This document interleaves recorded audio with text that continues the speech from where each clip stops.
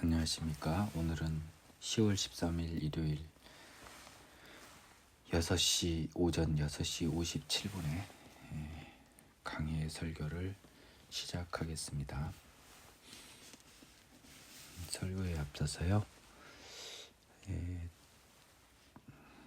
저는 전도사이고 어느 정도 시간이 있으면 목사가 되겠지만 올해 이제 마지막 학기이기 때문에 아마도 내년 말 정도나 목사가 될 수 있는 시간이 이를 것입니다. 저는 그거 하나는 정했습니다. 제 모든 설교는 짤막한 하느님이 주신 마음의 말씀은 5분을 넘지 않고 모든 설교는 오직 성경 강의 설교로 저는 채우기로 했어요. 내 인생의 설교는 강의 설교가 원칙이 될 것입니다. 내 생각을 말하는 것은 한계가 있고 할 말이 없습니다. 강의 설교 외에 제가 드릴 수 있는 오직 거의 유일한 설교는 여러분들이 더러운 죄인임을 부디 아시라. 그래서 그 더러움을 벗어날 수 있는 유일한 길을 한번 찾아보시라. 찾지 못하실 것이다. 오직 예수 그리스도로부터 오는 성령으로부터 오는 새로운 힘으로 다시 태어난 길 이에는 방법이 없을 것이다. 그 다시 태어나는 생명의 성령의 그 능력으로 덧입혀지는 여러분을 항상 기도하고 구하시라. 그것을 위해서 더러움과 싸우고 그 방법을 하나님의 말씀인 성경에서 찾으시라. 이 정도 이상 말을 못하겠어요. 근데 대부분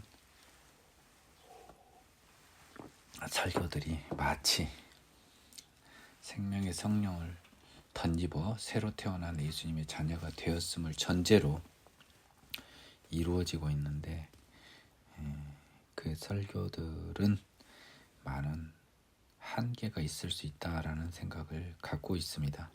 여러분들에게 드릴 제 설교도 오늘 다 마무리가 됐네요. 지난 시간까지 우리는 산상수훈의 구체적인 내용인 변화된 율법, 즉 예수 시대에 새로 변화된 율법, 구약 시대에 우리가 예수의 힘으로 다시 태어날 찬스가 없었기에 하나님께서는 이보다도 훨씬 약한 율법을 주셨어요. 하지만 그것마저도 우리 인간은 지킬 수가 없었던 거예요. 이게 너무 중요하다고 저는 수차에 걸쳐서 이야기하였습니다. 그런데 신약의 시대에서는 예수님은 좀 더 본질적인 율법, 마음속까지 다 감찰하는 율법, 훨씬 어려운 율법을 주시는데요. 지금 이 마태복음의 제자들은 이것을 온전히 받아내기가 어려웠을 것이에요. 이 제자들도 결국 마태도 이 복음서를 썼을 때는 그때는 우리가 뭔지 몰랐는데 성령으로 다시 태어나 보니 우리 선생님이 이 말씀을 하셨구나 하고 그런 의미에서 쓴 거예요. 여러분, 이 말을 할 때 제자들이 온전히 이것을 받아낼 수 있을 거라고는 예수님도 생각하지 않으셨을 것입니다. 지난 시간까지 계속해서 지난 시간에 이어서 계속 이어지는 마태복음의 강의인데요. 오늘은 6장입니다. 구제함을 은밀하게 하라는 제목으로 시작하고 있습니다. 사람에게 보이려고 그들 앞에서 너희 의를 행하지 않도록 주의하라. 그리하지 아니하면 하늘에 계신 너희 아버지께 상을 받지 못하느니라 라고 했습니다.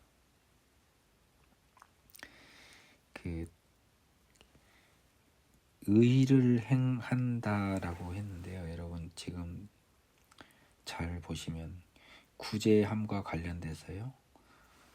우리가 할 수 있는 의로운 행동 중에 대표적인 것이 바로 이웃 사람을 도와주는 것이라고 보고 있는 거예요. 그렇죠?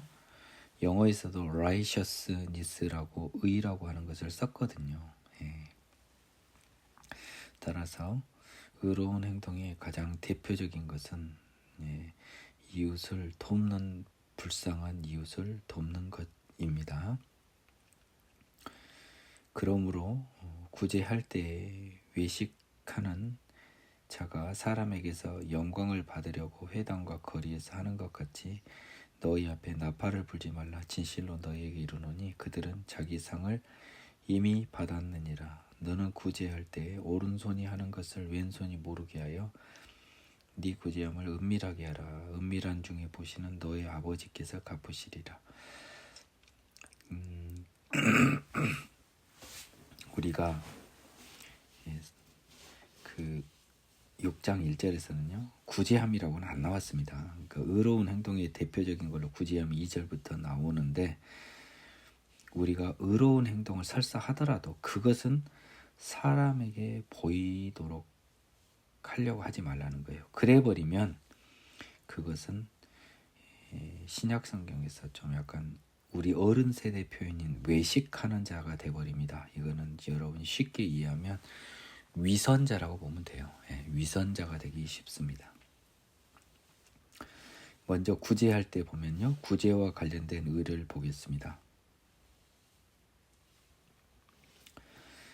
이스라엘 사람들은요,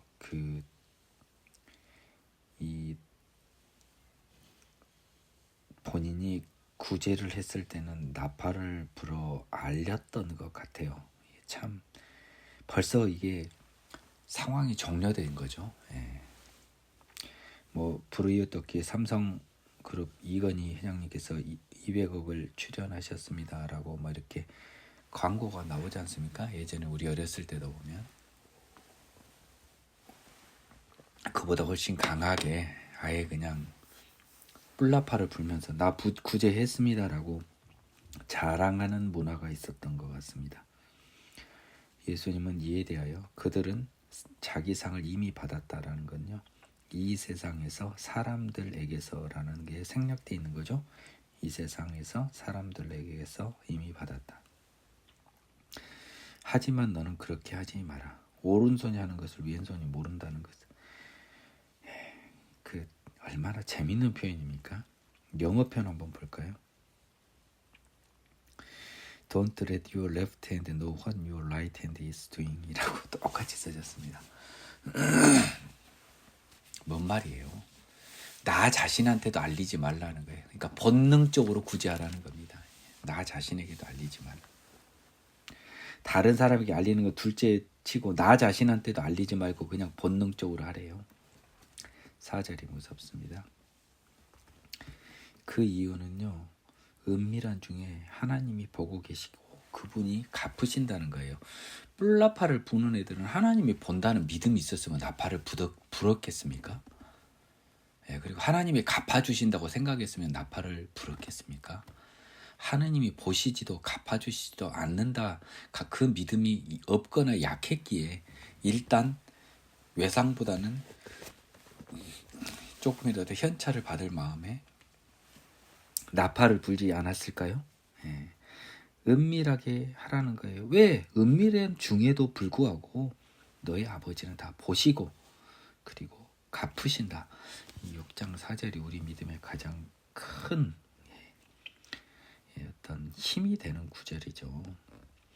또 너희는 기도할 때 외식하는 자와 같이 해서요, 기도도 어떤 의로운 행동의 하나로 나오는 거예요. 지금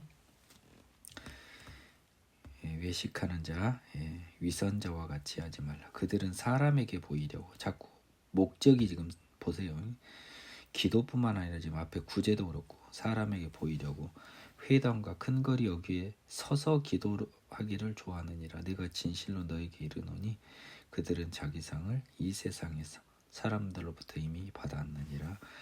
너는 기도할 때 네 골방에 들어가 문을 닫고 은밀한 중에 계신 내 아버지께 기도하라. 은밀한 중에 보시는 내 아버지께서 갚으시리라. 여러분 이게 영어 표현이 좀 재미있습니다. 예.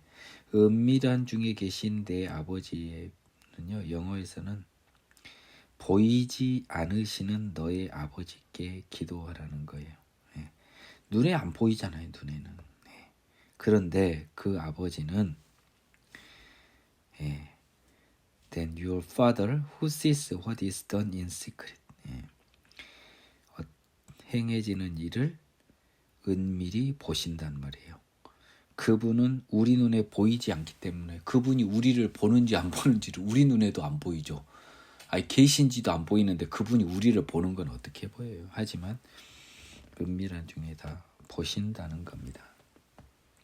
그리고 갚으시는 거죠. 보시고 갚으시고.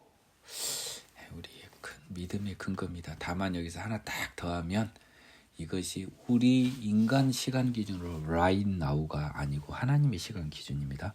또 기도할 때 이방인과 같이 중언부언하지 말라. 그들은 말을 많이 하여야 들으실 줄 생각하느니라.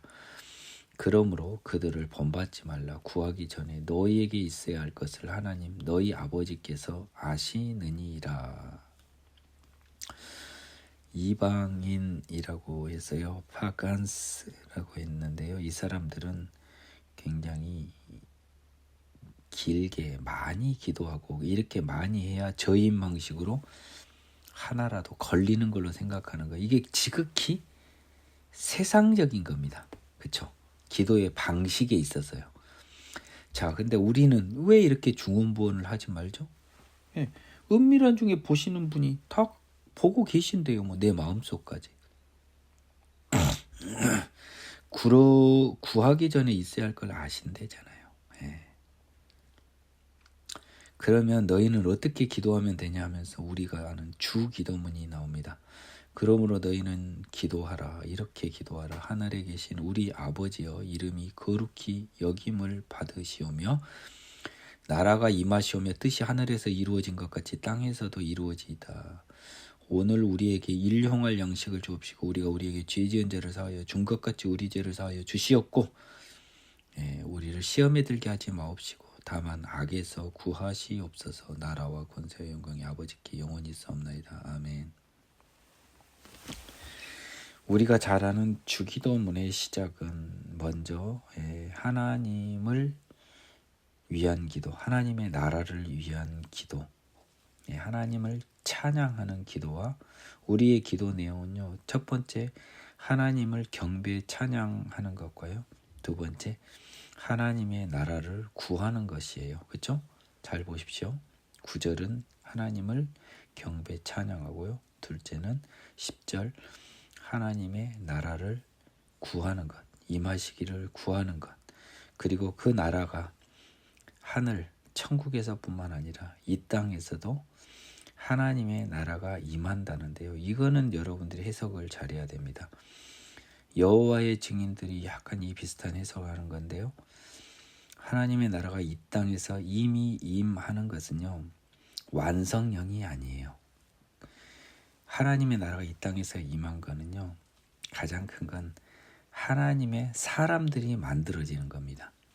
예수 이후에 성령을 통해 깨끗한 남녀의 성관계가 아닌 성령을 통해서 태어난 하나님의 자녀들이 태어나기 때문에 하나님의 나라가 이 땅에서도 이미 백성을 만드는 측면에서는 임해요. 하지만 이 땅이 천국은 아니죠. 그렇죠? 천국은 지금 시간과 공간을 초월해서 현재 우리 눈에 보이지 않는 곳에 존재하고 있고, 그곳은 이미 다 완성이 되어 있는데 그곳에 들어갈 사람들이 이 지구상에는 시간을 달리하여 하나님이 알고 정하고 부르신 자들이 탄생하고 있는 거예요.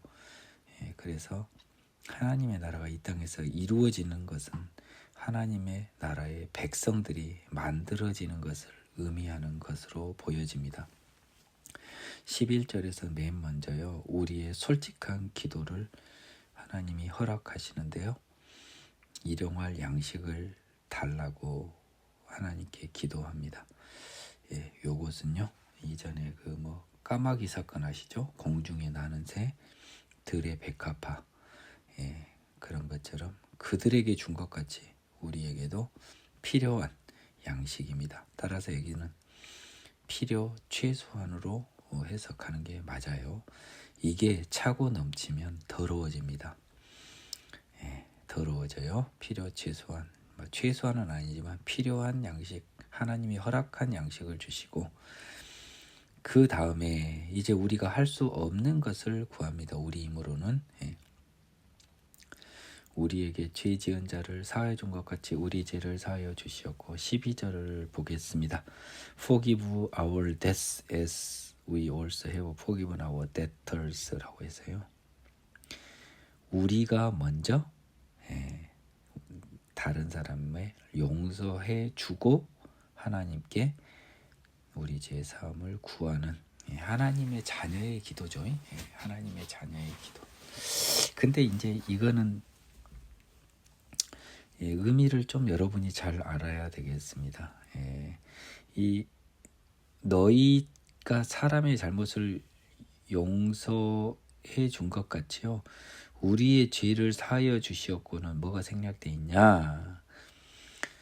이게 다 지금 여러분 새로운 생명의 성령으로 태어난 걸 전제로 하면 뭐가 생략되어 있냐면 우리가 모르고 지은 죄를 사하여 주시옵소서가 생략이 되어 있어요. 네. 생명의 성령으로 태어나기 전의 사람은요, 우리를 회개케 하여 죄사함의 십자가를 주시옵소서라고 하는 것이 됩니다. 아직 다시 태어나지 못한 사람은 죄사함의 은혜를 달라는 거고요. 다시 태어난 사람은 모르고 지은 죄를 사하여 달라는 겁니다. 이거는 두 번째 의미가 매우 강해요. 우리를 시험에 들게 하지 마옵시고 다만 악에서 구하시옵소서. 이게 너무너무 중요하죠. 다시 태어난 사람들은 늘 마귀 시험 앞에 놓여 있기 때문에 거기로부터 벗어나는 힘은 오직 하나님께로부터 온다는 우리의 고백이 되겠습니다. 그래서 14절 너희가 사람의 잘못을 용서하면 너희 하늘 아버지께서도 너희 잘못을 용서하시려니와 너희가 사람의 잘못을 용서하지 아니하면 너희 아버지께서도 너희 잘못을 용서하지 아니하시리라. 제가 예전에 한번 버전 1에서 언급한 것 같은데요.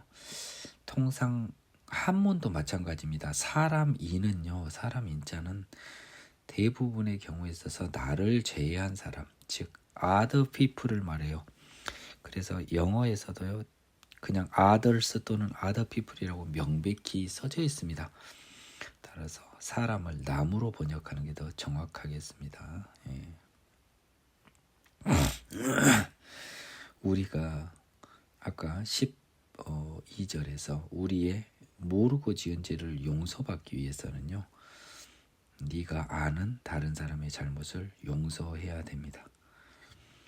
우리가 다른 사람의 잘못을 용서하지 않으면 하나님께서도 우리의 잘못, 즉 모르고 지은 죄는 분명히 있을 수밖에 없거든요.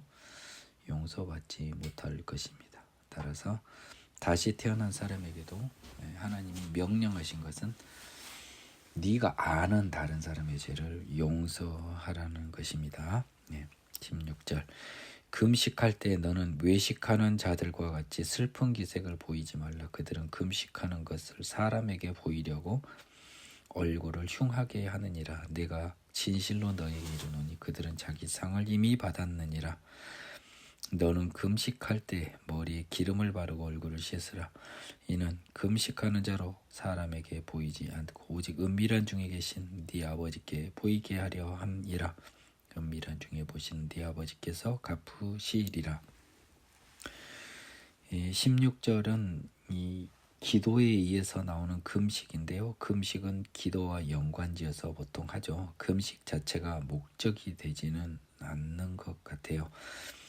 다만 저는 금식 자체가 목적이 되게 한번 해본 적이 있었습니다.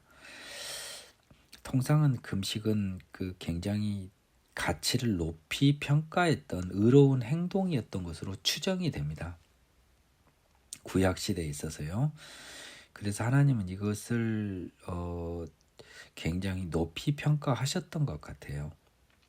예, 왜냐하면 금식이 왜 중요하냐면요, 우리의 본질적인 이 욕구인 먹는 욕구를 지금 억제하는 것 아니겠습니까? 네, 구약 시대 기준으로요. 그렇기 때문에 그 자체는 적어도 자기 자신의 뜻을 이게 컨트롤하는 측면이 굉장히 강해요. 근데 제가 금식을 할 때 어떻게 시작했냐면요, 참 은혜 중에 은혜인데 간증이 되겠네요. 저는 굉장히 먹는 걸 좋아하고요. 예, 한 끼라도 굶으면 난리 나요. 근데 제가 3일을 한번 금식을 해봤습니다. 근데 이 어떤 기도를 했냐면요, 예, 먹는 것은 하나님 제게는 남의 일이 되게 해달라고, 나하고 아무 상관없는 일이 되게 해달라고 했습니다. 그래서 저는 금식하는 내내 단 한 번도 먹고 싶은 생각은 안 들었어요. 음식의 맛있는 냄새는 나하고 전혀 무관했습니다. 예, 이것이 예수 시대의 금식입니다. 근데 이 위선자들은요, 구약 시대에는요, 이 금식을 통해 하나님에 대해서 약간 그 갈망을 보여준 나쁜 의미는 아닙니다. 금식을 하는데 그 금식을 자기가 괴로우니까 표를 내는 거죠. 그 정말 그 얼굴 누가 봐도 금식한 사람처럼 얼굴을 더 그러니까 힘든 표를 내는 거죠. 힘든 표를. 아까 이렇듯이 이런 사람들은 자기 상을 이미 이 세상에서 그리고 세상 사람들에게서 두 가지가 다 포함되어 있는 거예요. 하나님이 아닌 이 세상에서 그리고 세상 사람들에게로부터 받았다. 금식할 때는 차라리 머리에 기름 바르고 얼굴 씻으란 말은 여자로 따지면 화장 더 잘하라는 소리하고 비슷한 느낌이겠죠. 예. 오히려 금식하는 자로 보이지 않고 사람들에게 보이지 않는 거예요. 중요한 게요. 예. 그렇다 하더라도 은밀한 중에 하나님은 보시지 않습니까? 하나님이 다 갚으니까. 지금 여러분 다 보십시오. 여기까지는 뭡니까? 여러분들이 구약시대에 여러분들이 그냥 지나쳤던 하나님은 마음을 감찰하는 하나님이세요. 그 마음을 감찰하는 하나님 앞에 구제하고 기도하라라는 거고요. 그 사람들로부터 관심과 존경과 부러움을 받으려고 하는 세상적 어리석음을 경계하고 계십니다. 너희를 위하여 보물을 땅에 쌓아두지 말라. 거기에는 좀과 동록이 해하며 도둑이 구멍을 뚫고 도둑질하느니라. 오직 너희를 위하여 보물을 하늘에 쌓아두라. 거기는 좀이나 동록이 해하지 못하며 도둑이 구멍을 뚫지도 못하고 도둑질도 못하느니라. 내 보물이 있는 곳에는 네 마음도 있느니라. 여기까지만 할게요. 먼저 여기서 보물은 무엇일까 하는 생각을 해봐야 되겠습니다. 단순하게 생각하면요, 보물을 재물로, 재산으로, 물적 자산으로 생각할 수가 있겠습니다. 맞습니다. 일단 그 뜻도 있습니다. 근데 여기에서 진짜 보물은요, 지금 앞에서 다 말한 뭐예요? 은밀한 중에 아버지가 갚으신다는 거잖아요.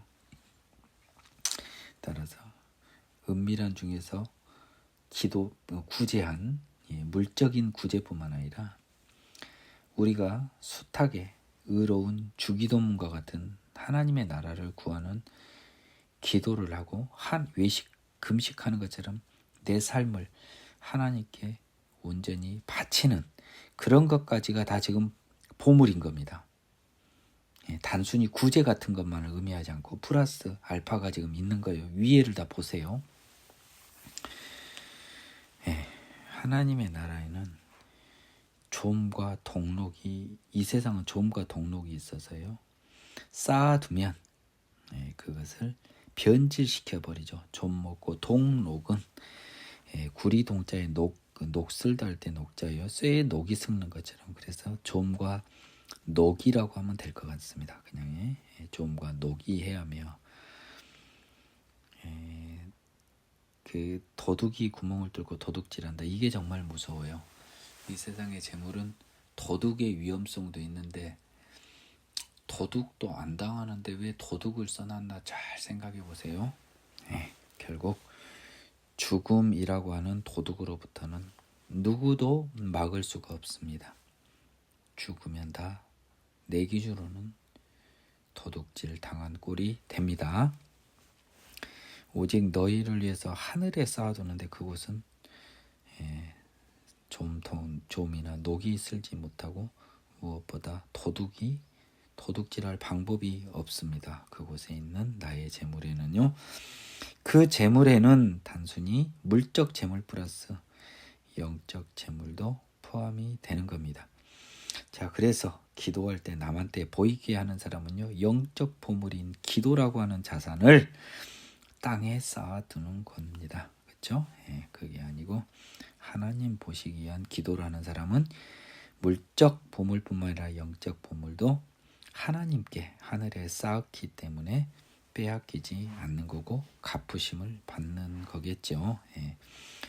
네 보물이 있는 그곳에는 네 마음도 있느니라는 그 보물은 가장 소중한 거지 않습니까? 영어에서 뭐라고 썼나 볼까요? 트레저라고 썼습니다.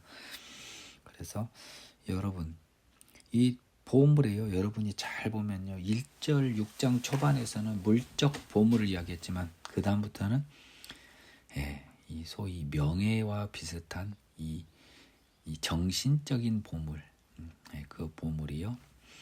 이 세상 사람들한테 받고자 하는 그 더러운 명예욕이 아니라 은밀한 중에 보시는 하나님께 하는 깨끗한 좋은 의미의 명예욕이죠. 깨끗한 명예욕. 이 세상 명예욕이 아닌 하나님을 향한 명예욕. 이런 그곳이 네 마음도 있으니까 너희들이 다 지금 세상에 있다는 걸 다 보인 것 아닙니까? 보물이 다 세상에 있으니까 지금 자꾸 은밀한 중에 보신 하나님이 아닌 세상 사람들한테 보이려고 난리를 친 거죠. 이 연관 관계를 잘 보셔야 됩니다. 이 책은요 마태가 쓴 게 아니라 하나님이 쓴 거니까요. 눈은 몸의 등불이니 그러므로 네 눈이 성하면 온몸이 밝을 것이요 눈이 나쁘면 온몸이 어두울 것이니 그러므로 네게 있는 빛이 어두우면 그 어둠이 얼마나 더하겠느냐라고 했습니다. 지금 여기서 이제 연관적으로 한번 보십시오. 여러분 눈이 그 육체적 눈은 아니에요. 지금 이 눈 좋으면 이제 몽골 사람이 뭔 구원을 받아요? 아닙니다. 영적인 눈이 어두우면은 온 몸이 어둡다. 그러면 그 어둠이 얼마나 더하겠냐. 지금 눈이 뭔 눈일까요? 영적인 눈은? 눈이 좋은 건? 지금 은밀한 중에 계신 하나님을 보지 못하는 눈을 말하고 있어요. 은밀한 중에 보는 하나님, 그분을 볼 수 있는 영적 눈이 있어야지 빛이 있는 거지. 안 그러면 얼마나 어둠이 더하겠느냐라고 하고 있습니다. 눈치를 잘 채세요. 분위기 파악을 잘 하시라고요. 그래서 24절이 나옵니다. 한 사람이 두 주인을 섬기지 못할 것이니 혹 이를 미워하고 저를 사랑하거나 혹 이를 중히 여기고 저를 경히 여김이라 너희가 하나님과 재물을 겸하여 섬기지 못하느니라 라고 했습니다. 그러면 이 눈과 이어져서 나오잖아요. 그러면 뭡니까? 그 눈이 밝은 사람은 하나님을 보고 눈이 어두운 사람은 하나님을 못 보고 재물을 보는 거죠. 이 세상을 보는 것입니다. 그래서 재물은 이 세상으로 보는 게 더 정확해요, 여러분. 이걸 재물을 단순히 그 물적인 자산으로만 그것으로 대표되지만 본질은 더러운 명예욕까지 포함한 이 세상의 것입니다. 이 세상과 하나님의 세상은요, 겸하여 섬길 수는 없어요. 하나님 세상을 보면 이 세상은 쓰기다시도 아닌 그 쓰레기 같은 것이 돼버립니다. 또 하나님이 안 보이고 하나님 세상이 안 보이면 이 세상은 가장 소중한 everything 모든 것이 돼 버려요. 그 말이 지금 써져 있습니다. 그러므로 내가 너희에게 이르노니 목숨을 위하여 무엇을 먹을까 무엇을 마실까 몸을 위하여 무엇을 입을까 염려하지 말라. 자, 그러면 이 세상에서 우리는 뭐 이 재물도 필요하고 뭐 어떤 최소한의 명예도 필요하고 자존심도 필요하고 자존심까지는 아니지만 근데 이 세상의 자존심이나 명예는 다 하나님의 나라에 대한 걸 바꾸어져야 돼요. 다만 재물은 필요하잖아요. 재물은 필요하나요? 주기도문에서 나왔어요, 여러분. 자, 이것이요 주기도문에서 이어지는 거라고 내가 아까 이야기했던 것 같은데요. 나는 그때 먼저 나온 줄 알았는데 뒤에 나왔네요. 우리에게 일용할 양식을 주옵시고라고 기도해요. 자, 기도하면 또 뭐가 나옵니까? 연관적으로 받은 걸로 생각하라. 기도했으면 끝난 거예요. 기다리십시오. 그래서 목숨을 위하여라고 하는 건 몸이라고 하면 됩니다. 네 몸을 위하여, 육체적인 몸을 위하여 뭘 먹고 뭘 마실까, 또 그것을 위해 뭘 입을까 염려하지 말라는 거죠. 목숨이 음식보다 중하지 아니하며 몸이 의복보다 중하지 아니하냐라고 했는데요. 영어 표현을 한번 보겠습니다. It's not life more than food and the body more than clothes라고 했습니다. 그래서 이게 좀 우리 기준으로는요, 이 몸과 목숨이라고 하는 것이요, 여러분들이 그 육체적인 것만을 포함하는 것은 아닌 것 같아요. 제 느낌에는요. 자, 무엇을 먹고 무엇을 마실까라고 하는 것은 우리는 굉장히 큰 관심사라는데 하나님의 자녀는 그 관심을 끄라고 한다 그럽니다. 왜냐하면입니다. 음식이라고 표현되는 먹을 것, 마실 것보다는 무엇이 더 중요하냐? 목숨이, 라이프가 더 중요하다는 거예요. 이 생명이 짧게 보면은요, 먹을 게 있더라도 생명이 없으면 죽어버리면 의미가 없지만 또한 이 목숨은 하나님을 의미하는 거예요. 여기서 목숨과 몸도요, 하나님이 준 몸이라는 겁니다. 하나님이 준 생명, 하나님이 준 몸이 더 중요하다는 거예요. 이것을 눈치를 챌 수 있어야 돼요. 그래서 음식물, 마실 것, 먹을 것과 옷이라고 하는 건 세상의 것이고, 생명과 그 다음에 body라고 표현되는 이 몸은 하나님의 것이에요. 하나님의 것이 세상 것보다 더 중요하다는 겁니다.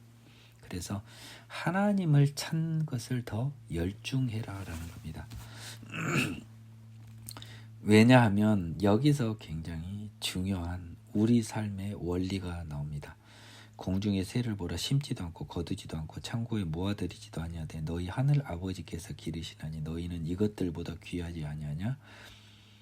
너희 중에 누가 염려함으로 그 키를 한 자라도 더할 수 있겠느냐? 또 너희가 어찌 의복을 위하여 염려하느냐? 들의 백합화가 어떻게 자라는가 생각하여 보라. 수고도 아니하고 길쌈도 아니하느니라. 그러나 내가 너희에게 말하느니 솔로몬의 모든 영광으로도 입은 것이 이 꽃 하나만 같이 못하였느니라 라고 합니다.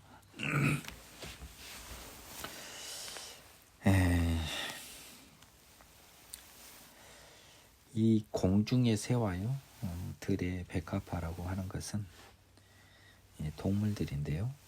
그것들도 나름 먹고 살고 나름 아름답게 사는데 염려가 없어요. 염려 없어도 먹고 살아요. 하나님 아버지가 먹이신다는 겁니다. 이걸 먼저 for example로 보여주고 있습니다. 그러면서 27절에서는 너희들은 염려 자체로는 키 한 자도 더할 수 없다라고 하는 것에서 마치 키 한 자를 더하는 게 굉장히 작은 것처럼 아주 작은 것도 못한다는 예로 나와 있어요. 근데 우리는 키를 한 자라도 더할 수는 없죠. 이건 다 고백하실 거 아니에요. 하나님 우리랑 사이즈가 다르신 분이잖아요. 하느님이 봤을 때는 진짜로 아무것도 아닌 것 같고 염려하는 애들이 불쌍한 거예요. 내가 다 해줄 수 있는데. 예, 옷도 솔로몬이 아무리 이쁘게 지가 해봤자 백합화 정도 아름다울 수 없다는 겁니다. 오늘 있다 내일 아궁이에 던져지는 들풀도 하나님 이렇게 입히시거든. 하물며 너희일까 보냐 믿음이 작은 자들아. 그러므로 염려에 이르기를 무엇을 먹을까 무엇을 마실까 무엇을 입을까 하지 말라. 이는 다 이방인들이 구하는 것이라. 너희 하늘 아버지께서 이 모든 것이 너희에게 있어야 할 줄을 아시느니라. 그런즉 너희는 먼저 그의 나라와 그의 의로 가라. 그리하면 이 모든 것을 너희에게 더하시리라. 그러므로 내일 일을 위하여 염려하지 말라. 내일 일은 내일이 염려할 것이 한 날의 괴로움은 그날로 족하니라. 자세히 보니까 이제 이 부분이 지금 뭐 해설판입니까? 주기도문 해설판이 약한되고 있습니다. 주기도문의 가장 핵심적인 부분을 해설해 주고 있어요. 자, 우리가 기도를 했습니다. 뭔 기도를 했습니까? 일용할 양식을 주옵시고. 끝났다는 거예요. 거기서. 거기서 끝났다. 더 할 것이 없다. 이유가 나옵니다. 이 오늘 있다가 내일 불타버릴 들풀도 하나님이 이렇게 아름답게 입히시고요. 그리고 하나님의 자녀도 아닌 저 공중에서도 배 굶기지 않는데 너희들은 지금 예를 든 겁니다. 너희들은 무엇을 걱정하냐 이 믿음이 작은 자들아. 그러므로 무엇을 먹을까 마실까 입을까 하지 말라는 거예요. 왜 하지 말라고 합니까? 주기도문에서 하나님께 구했잖아요. 끝났다는 겁니다. 그리고 너희한테 이것이 있어야 될 것을 아신다는 거예요. 이런 것들은 다 이방인들이라고 하는 것은요. 이 당시 유대인 기준으로 이방인, 우리 영적 유대인 기준으로는 세상 사람들이죠. 예수 모르는 자들이 구하는 것이라는 거예요. 걔들은 이런 게 중요하잖아요. 세상이 전부니까. 그리고 그들의 신은 지그들이 뭐가 필요한지 모르니까 알려줘야 된다는 건데 하나님은 너희가 뭘 필요한 것을 다 안다는 겁니다. 그리고 너희에게 줄 것이라는 겁니다. 오직 너희에게는 그 나라와 그 의를 구하라 해서 주기도문 처음 부분을 6장 9절 10절 이 부분을 우리는 주로 기도해라. 그러면 일용할 양식을 더해진다. 그 다음에 너희가 할 것은 뭐냐? 용서밖에 없을 것이다. 그 다음에 할 게 뭐냐? 죄 짓지 않게 하나님의 하늘로부터 덧입혀진 능력을 죽을 때까지 구해라. 용서하고 죄 짓지 말라. 이제 주기도문이 아주 핵심적인 거거든요. 그 나라와 그의 의. 그 다음에 이 세상에서 우리에게 필요한 것에 대한 갈망 끝. 하나님이 알아서 주세요. 한마디로 하나님의 나라와 의를 구하고 세상의 모든 것은 하나님한테 맡겨라. 하나님이 준 것만 갖다 챙겨라. 쌓아 쟁일 생각하지 말아라. 너희는 남을 용서해라. 그리고 너희 자신이 마귀 시험에 들지 않도록 늘 기도하여 죄를 이겨라. 요겁니다. 그러니까 이게 뭐 주기도문이 너무너무 이 정말 훌륭한 기도문을 주신 거예요. 내일 일은 뭐 여러분 뭐 염려해서 왜 이런 34절이 나옵니까? 27절 때문에 그런 거 아니야. 염려함으로 결과를 못 바뀌는데 왜 하냐고 이 바보들아. 이 어리석은 자들아. 한날의 괴로움은 그날로 족하단 말이에요. 여러분 굉장히 우리 해석이 좀 부정확해요. 영어 성경에서 보면요. Each day has enough trouble of its own이라고. 모든 날들이 그날 걱정으로 가득 차 있대요. 너희들 매일 하는 게 걱정밖에 더 있냐는 거예요. 그런데 왜 자꾸 걱정을 늘리냐는 거예요. 그 염려함으로 키를 한 자로 더 할 수 있느냐라고 했는데요. 이게 영어 성경 중에 NIV 버전에서는요. 걱정해가지고요. 네 생명 1시간이라도 연장할 수 있냐? 뭐 어차피 안 되는 거잖아요. 우리 힘으로는. 그렇게 각각의 표현으로 써져 있습니다. 7절 비판하지 말라. 야, 미치겠네. 비판을 받지 아니하거든 비판하지 말라. 너희가 비판하는 그 비판으로 너희가 비판을 받을 것이요 너희가 헤아리는 그 헤아림으로 너희가 헤아림을 받을 것이니라. 어찌하여 형제의 눈 속에 있는 티는 보고 네 눈 속에 있는 들보는 깨닫지 못하느냐. 보라, 네 눈 속에 있는 들보가 네 눈 속에 들보가 있는데 어찌하여 형제에게 말하기를 나로 네 눈 속에 있는 티를 빼게 하라 하겠느냐. 외식하는 자에 먼저 네 눈 속에 들보를 빼어라. 그 후에야 밝히 보고 형제의 눈 속에서 티를 빼리라. 다른 사람을 이제 용서하라고 했는데요. 용서하기 전에 용서를 할 수밖에 없는 상황을 지금 살살 보여주시는 겁니다. 사람들이 비판을 하는 건 좋아하지만 받는 건 싫어해요. 그러니까 받지 말라면 하지 말라. 너희가 비판하는 그 비판으로 너희가 비판을 받을 것이야. For in the same way you judge others. 이 다른 사람을 비판한 동일한 방식으로 you will be judged. 이걸 알고도 당해요. 너희가 헤아리는 그 헤아림으로 그 헤아림을 받는 것인데 이제 나온 게 들보와 티 사건입니다.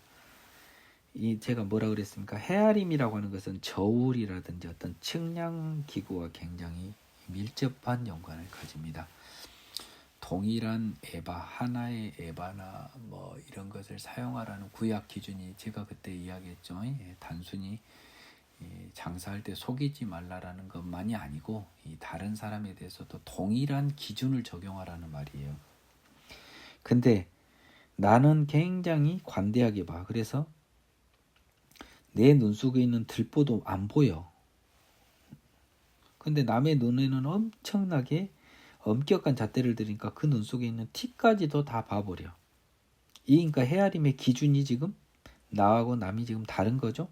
그러면 내가 남을 이렇게 엄격한 기준으로 보면 남도 역시 나를 엄격한 기준으로 보고 나의 더러운 죄가 다 보이고 그들에게 용서하기 힘든 존재인 밖에 더 됩니까? 그래서 네 눈 속에 들보가 있는데 상대방한테 티를 빼게 하라고 하겠냐고요. 그러니까 먼저 너의 더러움을, 너의 잘못, 부족함을 들보라고 하는 것은 어떻게 보면 우리의 부족함입니다.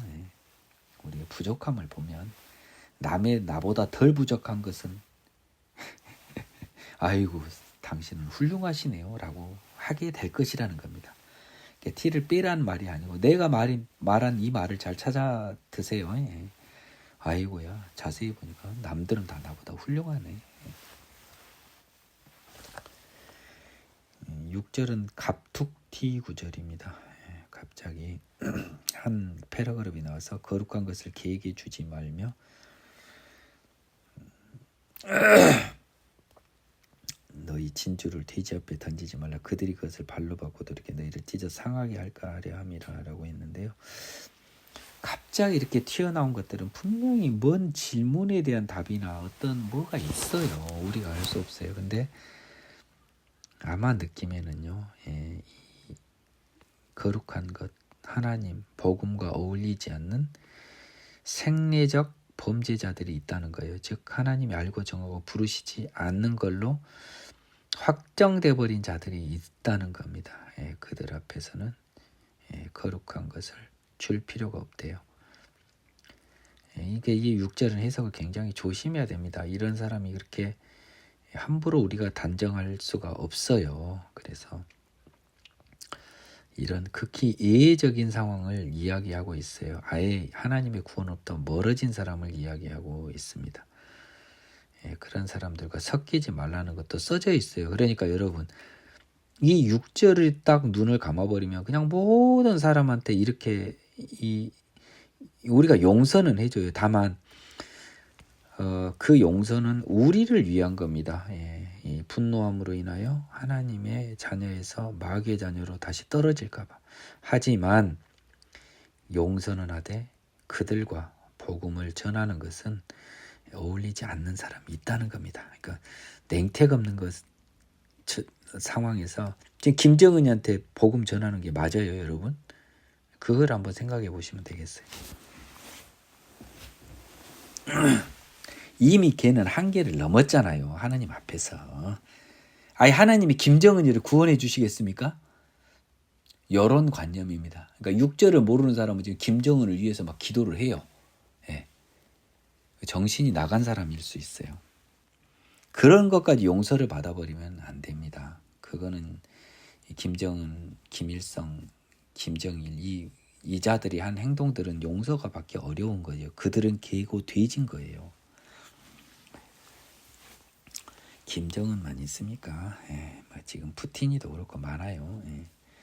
구하라 그리하면 너희에게 주실 것이요 찾으라 그리하면 찾아낼 것이요 문을 두드리라 그리하면 너희에게 열릴 것이니 구하는 이마다 받을 것이요 찾는 이마다 찾아낼 것이요 두드리는 이에게는 열릴 것이니라. 너희 중에 누가 아들이 떡을 달라는데 돌을 주며 생선을 달라는데 뱀을 줄 사람이 있겠느냐. 너희가 악한 자라도 좋은 곳으로 자식에게 줄 줄 알거든. 하물며 하늘에 계신 너희 아버지께서 구하는 자에게 좋은 곳으로 주시지 않겠느냐. 그러므로 무엇이든지 남에게 대접을 받고자 하는 대로 너희도 남을 대접하라. 이것이 율법이요 선지자니라. 예, 유명한 구하고 찾고 두드리라고 하는 건데요. 이것은 나중에 보면요. 이게 지금 이 기도에 관해서 나왔다고 칩시다. 근데 결국 구하고 찾고 두드리는 것은 누가복음에서 그 대상이 성령님이 나와 있습니다. 그러니까 제가 그랬죠. 비슷한 기제나 약간 상이한 기제가 성경에 수곳에 있으면 종합 해석을 해야 된다고 했습니다. 따라서 우리가 구하고 찾고 두드려서 얻어내야 될 것이 무엇인지 궁금해하는 건 정상인데 그 답을 누가복음에서 확인시켜주고 있습니다. 그것은 성령입니다. 좋게 표현하면 작게 표현하면 성령, 더 넓게 표현하면 하나님. 너희는 오직 하나님을 찾으라는 거죠. 그의 나라를 찾으라는 거죠. 성령을 찾으라는 것입니다. 예, 그래서 구하는 이마다 받을 것이요 찾는 이는 찾아낼 것이요 두드리는 이에게는 열릴 것이니라라고 했습니다. 그것을 구하는 마음이 있으니까 구하는 거 아니겠습니까? 네. 먼저 구했어요. 이 구조가 어렵습니다. 이 구하는 이유는 뭡니까? 하나님의 나라, 성령을. 예, 내가 죄인인 걸 아니까 구한 거예요. 예, 회개가 전되니까 구했습니다. 근데 구할 때 어영부영 구하는 게 아니에요. 구하면서 이제 찾죠. 예, 성령을 찾아요. 두드리라는 손이 빠개질 정도로 두드리는 것. 예, 죄와 처절한 싸움을 하는 회개의 모든 과정. 예, 구하고 찾고 두드리라는 것은 회개가 숨어 있습니다. 여러분. 예. 그러면은 드디어 하나님의 문이 열려 성령이 여러분에게 내려진 생명의 성령의 법 로마서 8장 1절의 은혜가 임할 것입니다. 자, 봐보십시오. 예, 이렇게 해서 의로운 선물을 구하는 거잖아요. 죄인임을 고백하고 의로운 몸으로 변해질 걸 구하는데 예, 하나님이 그걸 안 들어주겠냐는 거죠. 하나님은요, 이게 하나님이 가장 원하는 우리의 갈망이거든요. 거룩한 것으로 변하고 싶다는 갈망, 더러움에서 벗어나고 싶다는 외침, 하나님의 갈망, 하나님이 얼마나 기다렸던 우리의 목소리이겠습니까? 예를 들고 있습니다. 너희같이 더러운 자, 너희라는 것은 죄인을 전제로 하는 거죠. 아들이 떡을 달라고 하면 돌은 안 주고 떡 줄 거 아닙니까? 생선 주면 생선 달라는데 뱀을 주는 그런 아빠가 어딨냐는 거예요. 더러운 죄인들도. 근데 의로우신 하나님이 예, 자기에게 의로움을 구하는 자에게 좋은 것 예, 성령입니다. 성령을 주시지 않겠냐. 누가복음 참조해 주세요. 그러므로 무엇이든지 남에게 대접을 받고자 하는 대로 너희도 남을 대접하라. 이것이 율법. 이거 여러분 굉장히 조심해야 돼요. 잘못 해석하면 갑툭튀가 돼버립니다. 이것도. 근데 한번 봐보십시오. 너희가 하나님을 찾고 싶냐라는 거예요. 지금 그렇잖아요. 그러면 너희도 하나님이 찾는 사람이 될 일을 하라는 겁니다. 뭔 말인지 알겠습니까? 이게 이 세상적으로는 이거는요.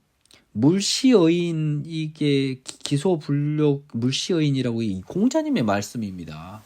근데 여기서는 그게 아니에요. 자, 구약 시대부터 하나님은 우리에게 무엇을 원했습니까? 하나님이 바라는 거예요. 죄짓지 않는 걸 원했습니다. 그러면 우리가 이 하나님한테, 남이 지금 하나님입니다. 여기서는 지금 하나님으로 봐야 돼요. 하나님이 너의 하나님이 되고 싶냐? 그러면 너희도 하나님이 원하는 사람이 되라는 거예요. 그것이 뭐예요? 죄짓지 않는 사람인 걸 하나님이 원하니까 너희들이 죄짓지 않고 거룩함을 구하고 거룩한 하나님의 자녀가 되면 하나님이 너희 하나님이 될 거야. 이게 숨어 있는 거예요. 굉장히 어려운 조문입니다. 이것을 갑자기 공자님과 같이 해석해버리면 이거는 따로 국밥이 돼버려요. 앞에 문장과 제가 이야기했듯이 이 하나님을 나의 하나님으로 만들고 싶냐? 그러면 너희들이 먼저 구하고 찾고 두드려서 성령을 받아 거룩하고 죄 안 짓는 하나님의 자녀가 되라. 그래야 하나님 너희 아버지 될 거 아니냐. 남을 하나님으로 여기서 봐야 돼요. 안 그러면은 이거는 갑툭튀가 됩니다. 이것이 첫 번째 공자님처럼 이게 만일요 7장에 1, 2, 3절하고 이어지는 거라면요 이것이 맞아요. 공자님처럼 남에게 대접을 받고자 하는 대로 남을 대접하라라고 하는 그 헤아림에 관한 기준이 될 수 있습니다. 1차적으로는. 근데 저는 이게 구하고 찾고 두드리라 다음에 왔단 말이에요. 그건 뭐냐? 남이 하나님으로 보이는 게 저는 훨씬 더 강합니다. 성경에서도 영어 성경에서도 others라 있어. 다른 사람으로 됐어요. 그러면 12절은 무엇에 이어졌냐? 7장 1, 2, 3절에 이어지는 것이 됩니다.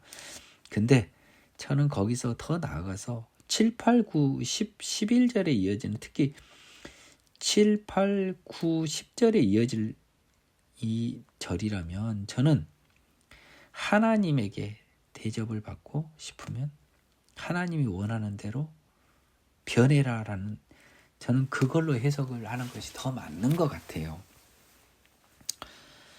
좁은 문으로 들어가라. 멸망으로 인도하는 문은 크고 그 길이가 넓어 그리로 들어가는 자가 많고 생명으로 인도하는 문은 좁고 길이 협착하여 찾는 자가 적음이라. 이것은 예수님께 구원을 받는 자가 적습니까? 라고 하는 물음에 대해서 누가복음에 나와요. 예수님이 한 답이 갑툭튀처럼 나왔습니다. 질문이 생략돼 있고 이렇게 답만 나와 있는 게 있어요. 그러니까 성경을 종합해서 보면 이 뜻이 보입니다. 그래서 멸망의 문은 없지만 구원으로 인도하는 문은 좁다는 거예요. 그래서 여러분들이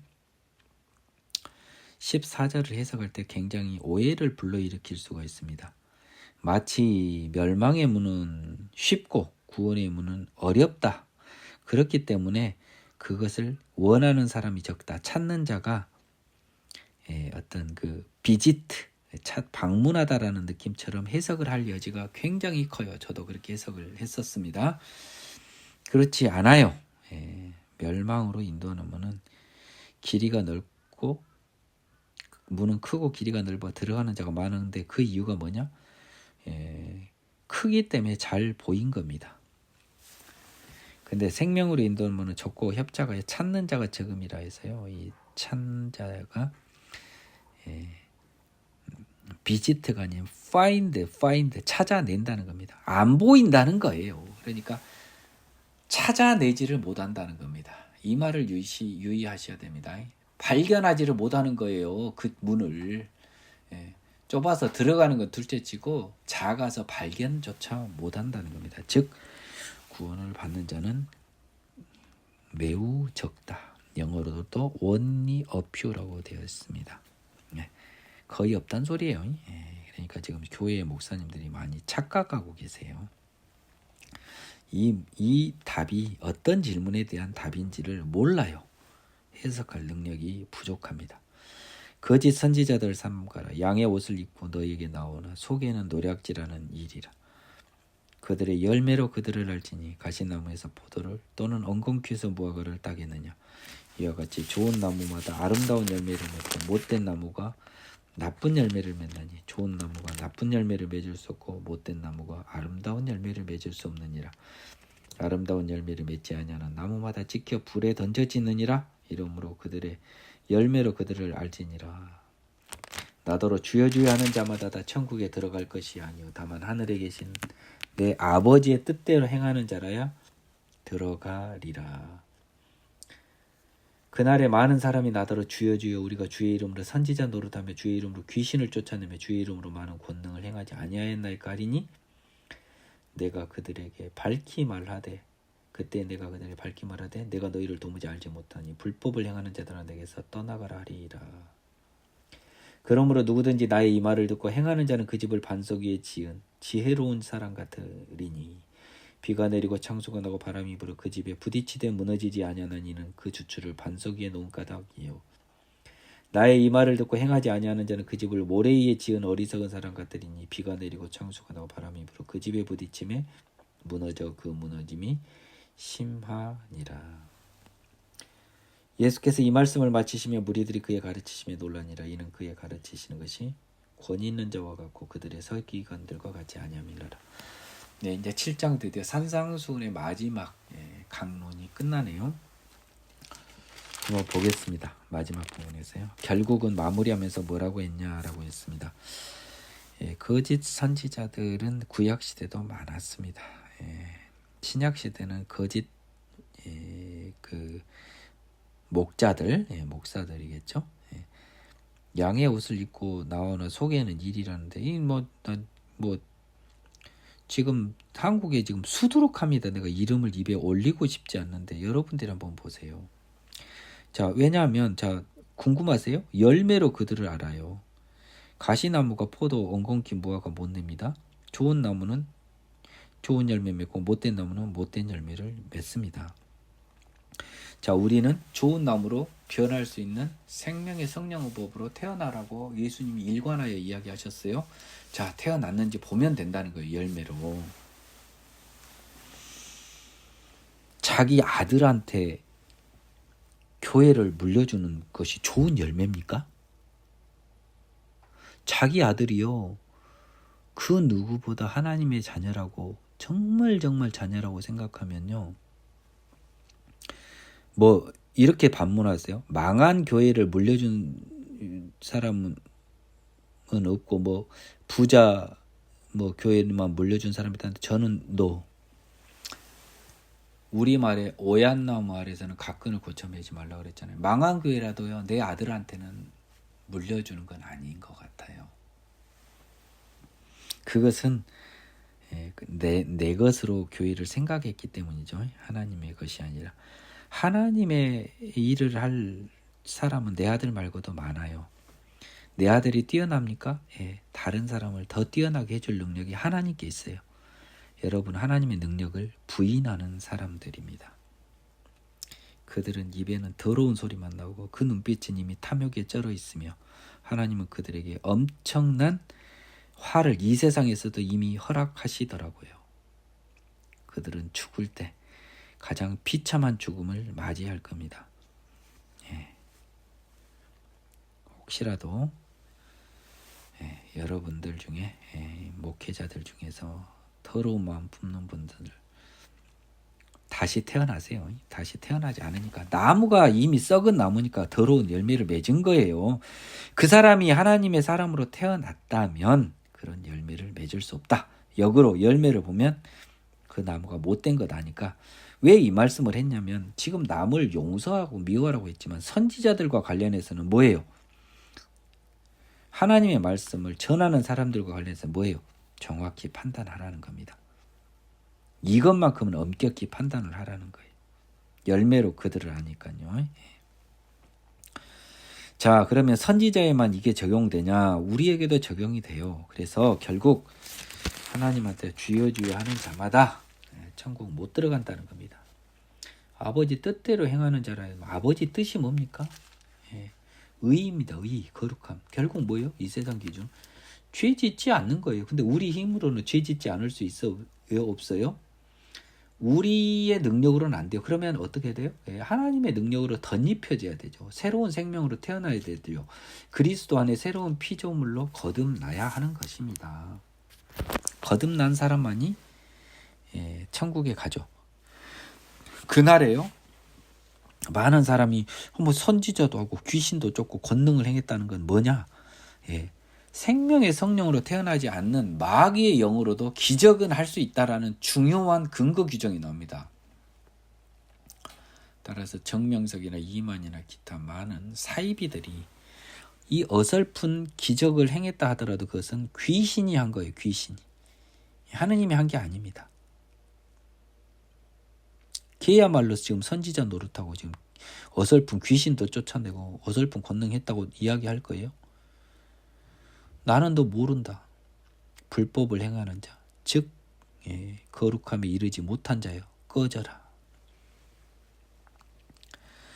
나의 이 말을 듣고 행하는 자는 이라고 하는 건데요. 여러분 이것이 이제 말씀을 하나님의 뜻대로 행하는 자는 이라고 했는데 여러분 이게 굉장히 또 중요한 게 숨어 있습니다. 여러분들이 능력으로 행할 수가 없어요.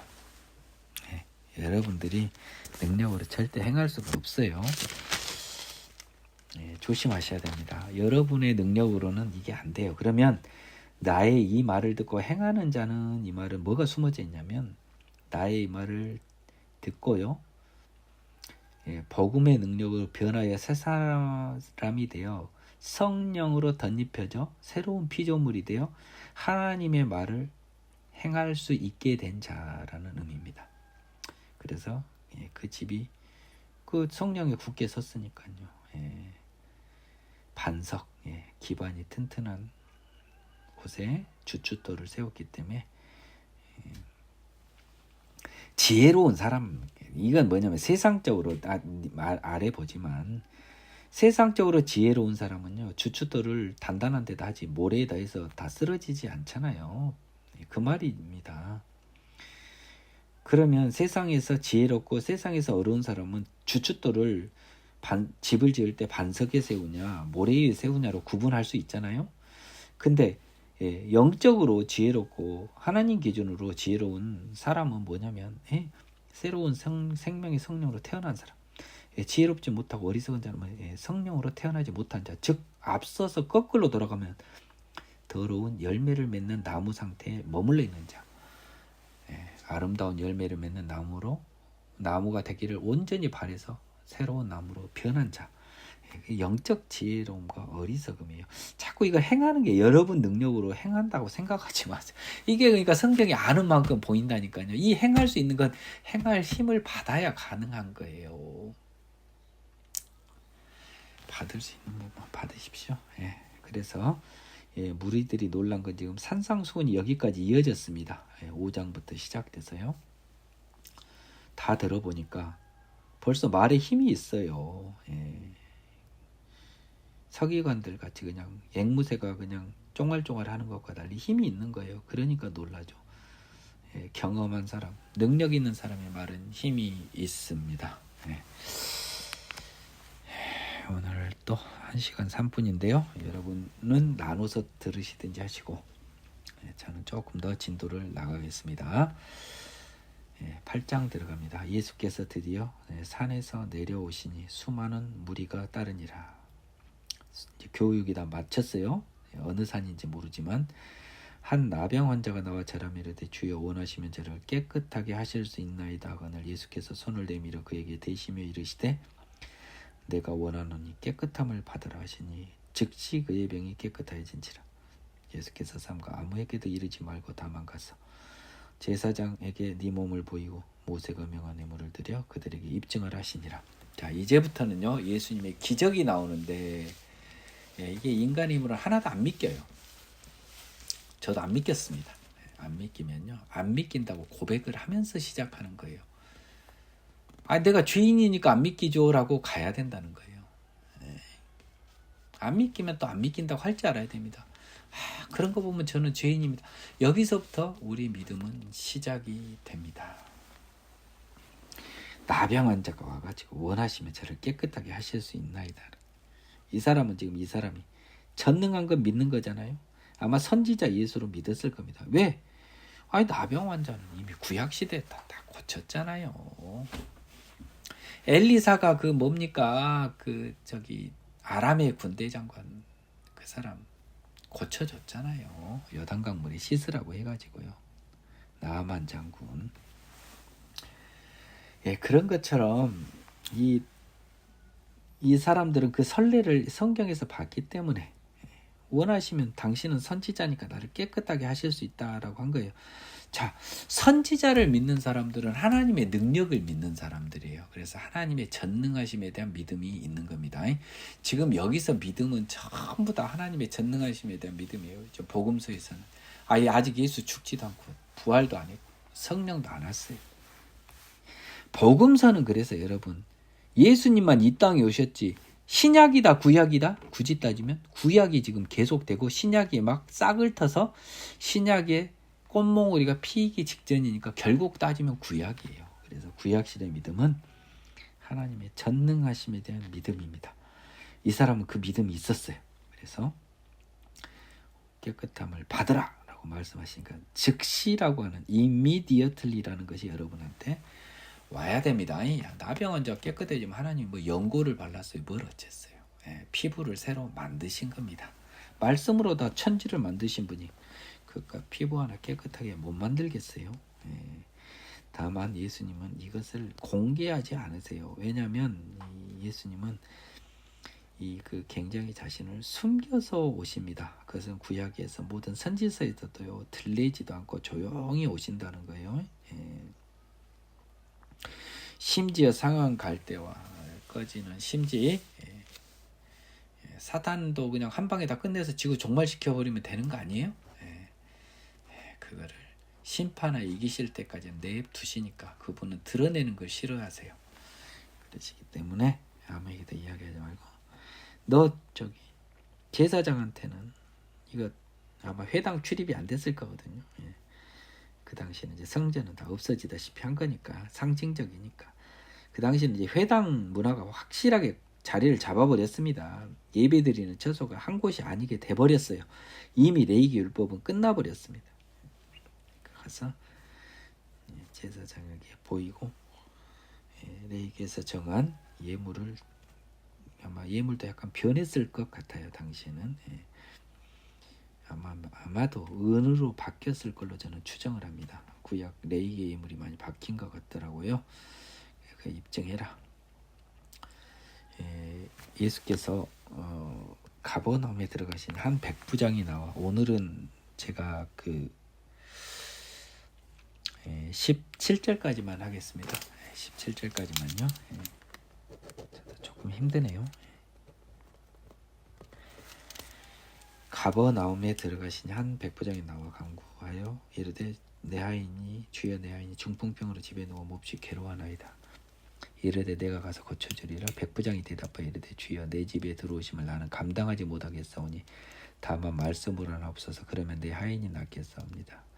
나도 나무 수하 있는 사람이요 내 아래에 또 군사가 있으니 이더러 가라 하면 이더러 가라 하면 가고 저더러 오라면 오고 내 종대로 이것을 하라면 하나이다. 예수께서 들으시고 놀랍게 여겨 따르는 자들에게 이르시되 내가 진실로 너희에게 이르노니 이스라엘 중에 아무에게서도 이만한 믿음을 보지 못하였노라. 또 너희에게 이르노니 동서로부터 많은 사람이 이르러 아브라함과 이삭과 야곱과 함께 천국에 앉으려니와 그 나라의 본 자손들은 바깥 어두운 데 쫓겨나 거기서 울며 이를 갈게 되리라. 예수께서 백부장에 이르시되 가라 네 믿은 대로 될지어다 하시니 그 즉시 하인이 나으니라.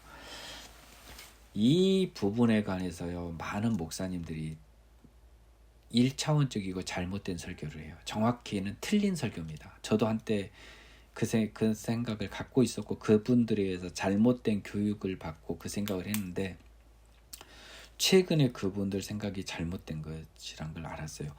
이재철 목사님의 설교를 제가 들어봤거든요. 뭐라고 하시냐. 일단은 사람들이 뭐에 치중을 하냐면 그 당시 노예에 불과한 하인이 고통한 것을 위해서 예수를 찾아온 거 보면 이 사람은 굉장히 훌륭한 믿음의 소유자라고 봐요. 뭐 착한 사람은 맞습니다. 참 성품이 착한 분이에요. 그 다음에 여기서 이 모든 해석이 약간 잘못된 근거가 나옵니다. 7절에 이르시되 내가 가서 고쳐주리라라고 평서문으로 돼 있거든요. 근데 NIV 성경에서는 뭐라고 써져 있냐? 내가 가서 고쳐주랴라고 의문문으로 나옵니다. 의문문. 저는 이게 맞는 것 같아요. 킹 제임스는 의문문 아닌데 저는 NIV 성경 이건 잘 잡아낸 것 같습니다. 그래서 예수님이 한번 물어본 거예요. 그럼 가서 고쳐줄까나라고 한 거예요. 그러니까 이제 이 답이 나온 거죠. 대답하여 이르되가 나온 거면 리플라이드가 나온 거 아닙니까? 대답을 한 거예요. 물어보니까. 들어오심을 감당하지 못하겠나이다. 말씀으로만 이 부분이 있는데 이 사람들 뭐냐면 이 하느님이 높으니까 어떻게 누추한 내 집에 들어옵니까? 막 하면서 말씀으로만 하십시오. 막 이러는데 여러분들 여기서 그분들이 핵심을 놓치고 있어요. 이 사람이요. 나의 집에 온 것을 감당하지 못하겠나이다. 말씀으로만 하옵소서라고 하는 정말 깊은 이면에는 뭐가 있는지 아세요? 그분이 높다고 하는 것도 있지만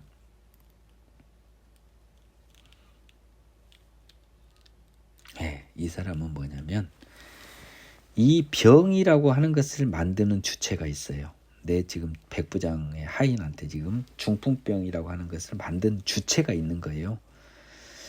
그 주체는 예수님의 하인, 부하라고 하는 겁니다.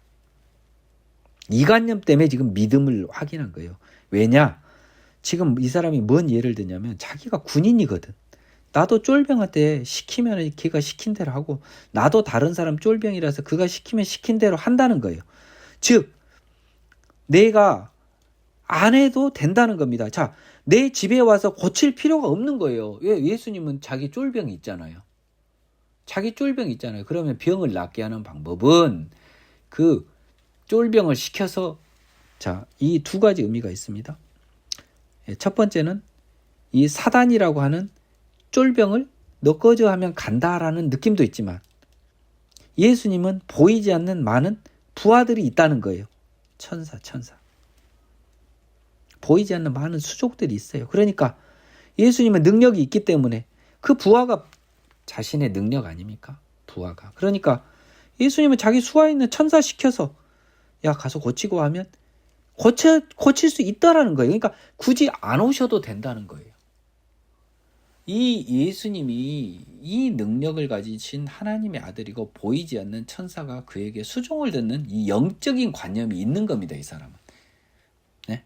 그래서 이 백부장은 내가 이더로 가라 하면 지금 예수님한테 아무 부하가 없는데 뭘 가라고 해요. 가서 뭘 고치라고 그래요. 근데 그걸 본 거예요. 그러니까 예수님의 천사가 야, 가서 고쳐라 하면 가서 고친다는 이 관념이 있기 때문에 믿음이 큰 걸로 본 거라니까요.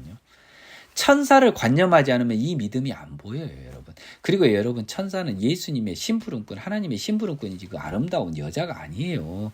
하나님 수족이라고요. 그래서 예수님은 자기 수족을 통해서 충분히 하실 수 있다고 눈에는 안 보여도 이겁니다. 더하여 이것도 있어요.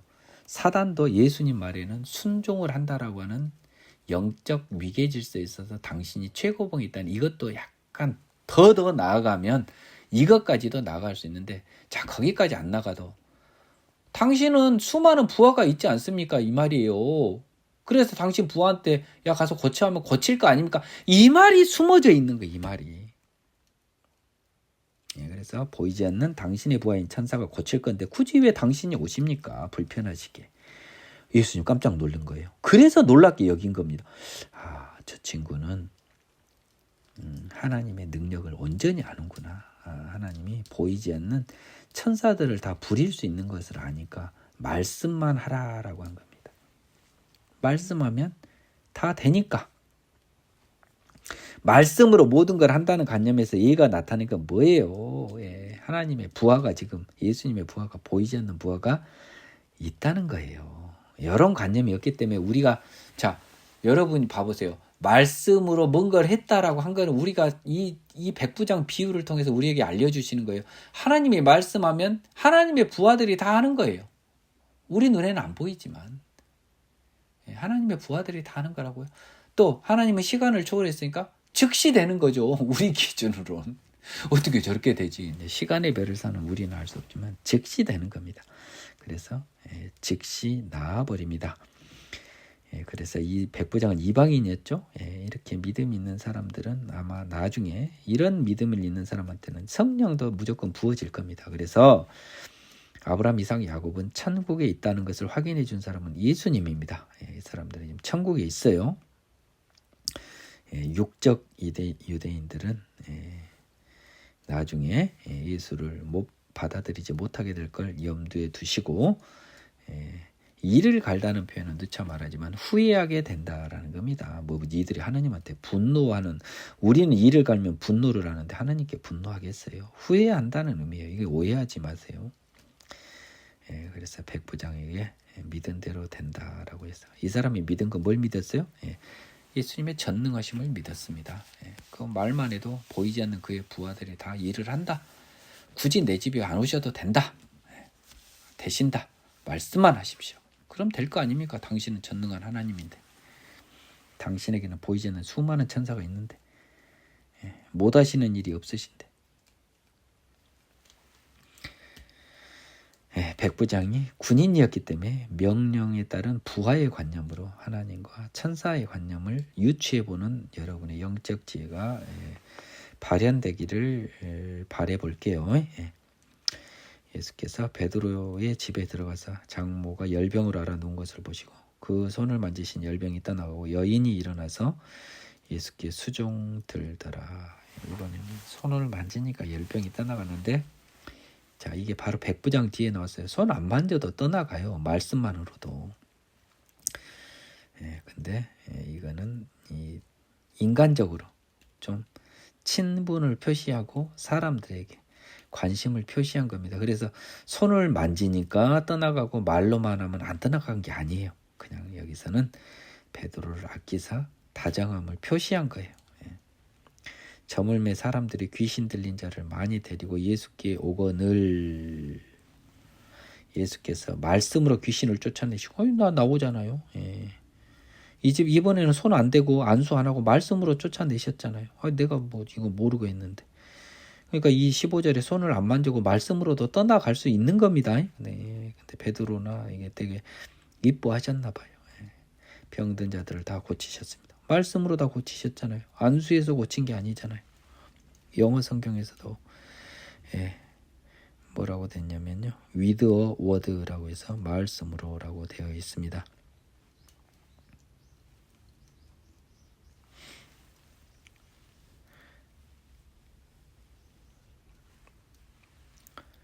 이는 선지자 이사야를 통해 하신 말씀에 우리의 연약한 것을 친히 담당하시고 병을 짊어지셨도다라고 했어요. 우리의 연약한 것은 조심하십시오. 우리의 죄입니다. 그리고 병을 짊어지셨도다라고 해서요. 결국 병도 우리의 그 연약한 것에는 영적인 연약함과 육체적 연약함 포함되지만 영적 연약함, 죄가 더 강해 보이고요. 이제 구체적인 것, 병도 짊어지셨다라고 하는 건데요. 마치 뭐냐, 견딘다, 짊어진다라고 하는 것은 그것을 지배하여 이길 수 있다는 거예요. 고쳐주실 수 있다는 거예요. 우리 연약한 죄도 깨끗하게 해줄 수 있고요. 우리의 육체적 병도 치료하실 수 있고 치료하신다라고 하는 이사야의 말이 있었는데, 이건 뜬구름 잡는 소리였거든요. 예수님이 이 세상에 와서 이렇게 구체적으로 보여주셔서 신약 성경의 말씀을 이루십니다. 오늘은 여기까지 하겠습니다. 수고하셨습니다.